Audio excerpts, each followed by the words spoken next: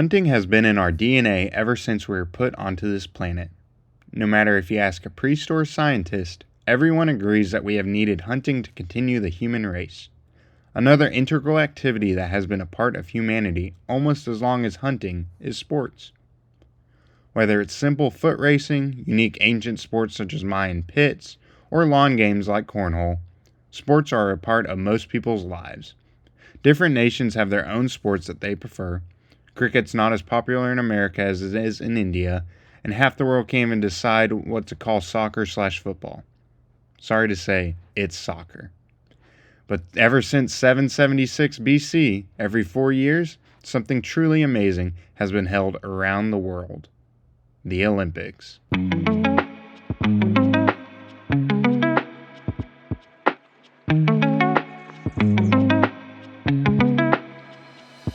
I want to focus on a specific set of events that have been in the Olympics since 1896. Shooting has always been one of the most interesting and varied events that has been in the Olympics. The first set of shooting events in the Olympic Games included 200-meter military rifle, 300-meter free rifle, 3 positions, 25-meter military pistol, 25-meter rapid-fire pistol, and 30-meter free pistol. I always found it very interesting to just let rival nations walk around with military weapons, especially back then. The 2 military rifle events used guns that looked roughly like these right here. Pantelis Karasavetis of Greece hit every single target in the first event ever. The competitors were not required to be in specific positions when shooting the targets. This would be later changed in the following Olympics. We will see that the Greeks swept almost every single event throughout these Olympics. The 25-meter military pistol event had the gold and silver taken by John and Sumner Payne of the United States. John hit the targets 25 out of 25 times, and Sumner hit them 23 out of 25 times. Now you would think the 25-meter rapid-fire pistol would have similar results, but the Payne brothers did not have the required equipment to compete. Only 45 caliber rapid-fire pistols were allowed in this event. The Greek competitors even offered their pistols to the brothers, but they declined. True Americans in my book. The Payne brothers used Colt revolvers for the military pistol event, just like this one here. John actually withdrew from the 30-meter free pistol event, which allowed Sumner to easily take home the gold. The more I look into this event, the more crazy facts I actually ended up finding. I just wanted to talk about old guys shooting pigeons, but what I found out about Sumner Payne is almost more interesting. In 1901, Payne caught his wife sleeping with the music teacher of his daughter. Sumner shot at the man 4 times, and ironically, missed every single time. The police assumed that he missed these on purpose due to him being a multi-medal holder for shooting.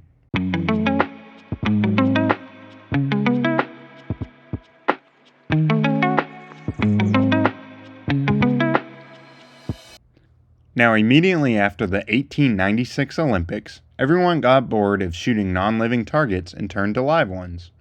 The International Olympics Committee, the IOC, does not technically list this as an official sport, but it did happen during the Olympics, and there is an official leaderboard, so I'm gonna count it. The format of the event is similar to modern-day trap shooting, but with real birds instead of clay pigeons. Clay pigeons were decently commonly used back in the 1870s, but over 25 years later, this competition still chose to use live birds. The shooters would shoot as many birds as possible until they had missed 2. Now this adds a level of variability where the bird can fly in any direction, unlike false targets. There are around 300 live pigeons shot and killed during this event, with 72 shooters representing 8 nations. This event did not last long and has only been seen during the 1900 Olympics, and once again is not even fully recognized by the committee. There was a purse of 20,000 francs, which is about 140 to 150K in USD today.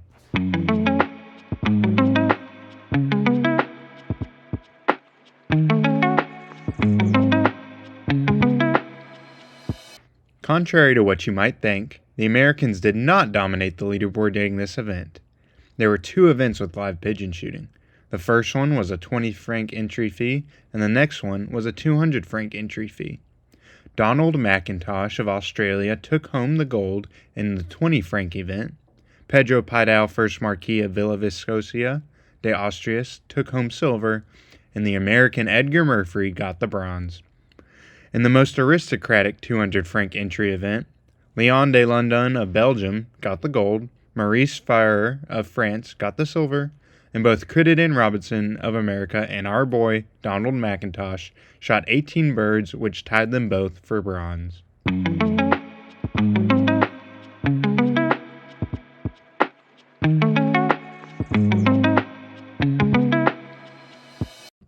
Live pigeon shooting is not the only one-time event that the Olympics have hosted. The medley relay race was a race that had team members run different distances. The 16-pound two-handed shot put was put on in 1912, and another similar event to that shot put event was a two-handed javelin throw. It's funny to see the different reasons why each event was canceled or didn't continue. The pigeon shooting arguably never technically happened, but they canceled it due to moral concerns. The other events just seemed to be canceled because they were not that interesting or not enough competition was happening. We have had some interesting events recently, such as breakdancing and skateboarding, but I feel like we should make an effort to always have one brand new, unique event that maybe represents the home country or other countries.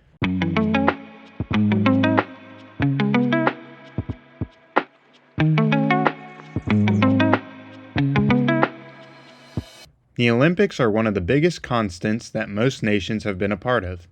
We have seen nations during world wars compete for something way bigger than gold. There have been scandals of all different sorts. There have been tears of happiness and tears of sadness.